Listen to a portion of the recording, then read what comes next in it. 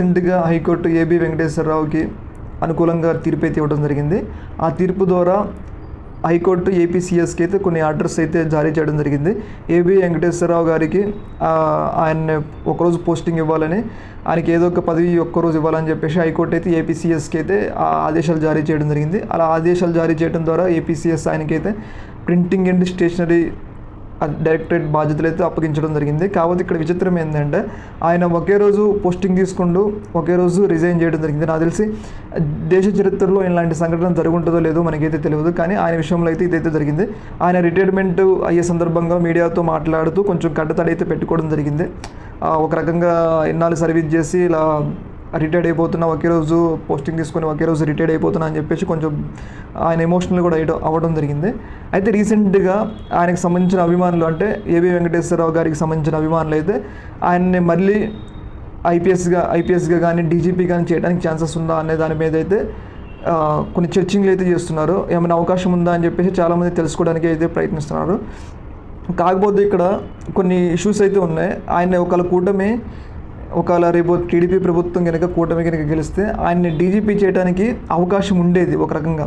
అది ఎలా అంటే ఆయన యొక్క పదవీ విరమణ ఉంది కదా, పదవీ విరమణ మే 31 కాకుండా జూన్ 10 వరకు కానీ జూన్ 15 వరకు కానీ ఉన్నట్లయితే, ఆ లోపల కూటమి అధికారంలోకి వచ్చినట్లయితే ఆయన యొక్క ఒక జీవో ద్వారా ప్రభుత్వం ఒక జీవో ఇచ్చి ఆయన్ని డీజీపీగా కొనసాగించడానికి కానీ, ఆయన్ని వివిధ పోస్టులో వేరే పోలీస్ అధికారిగా కొనసాగించడానికి కానీ అవకాశం ఉండేది.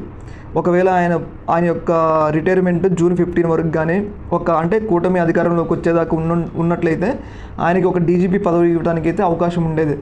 కాకపోతే ఇక్కడ జరిగింది ఏంటంటే ఆయన రిజల్ట్ రాకన్నా ముందే మే 31తో ఆయన రిటైర్మెంట్ అయితే అయిపోయింది వాళ్ళతో.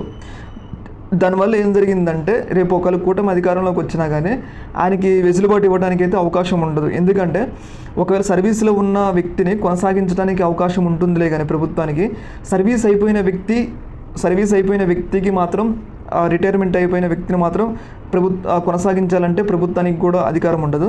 ఒకవేళ ఆయన నిజంగా కొనసాగాలని అనుకుంటే కేంద్ర ప్రభుత్వం ఉంటుంది కదా, కేంద్ర ప్రభుత్వానికి ఇప్పుడైతే ఆ అధికారం ఉంది. ఎందుకంటే కేంద్ర ప్రభుత్వం చేతిలో ఐఏఎస్ ఐపీఎస్ అధికారులు ఉంటారు కదా, వాళ్ళు ఇప్పుడు ఏబి వెంకటేశ్వరరావుని కూటమి వచ్చే వరకు ఐపీఎస్గా కొనసాగించాలనుకుంటే ఆయన యొక్క ఐపీఎస్ క్యాడర్ మీద ఆయనకు ఒక జీవో ఇచ్చే ఆయన్ని ఒక జూన్ 15 వరకు కొనసాగించడానికి అవకాశం ఉంటే, అప్పుడు కూటమి ప్రభుత్వం అధికారంలోకి వచ్చిన తర్వాత ఆయన్ని డీజీపీగా ప్రమోట్ చేయడానికి ఛాన్స్ ఉండేది. కాకపోతే ఇప్పుడు అవకాశం లేదు, ఎందుకంటే ఆయన రిటైర్మెంట్ ఆల్రెడీ అయిపోయింది.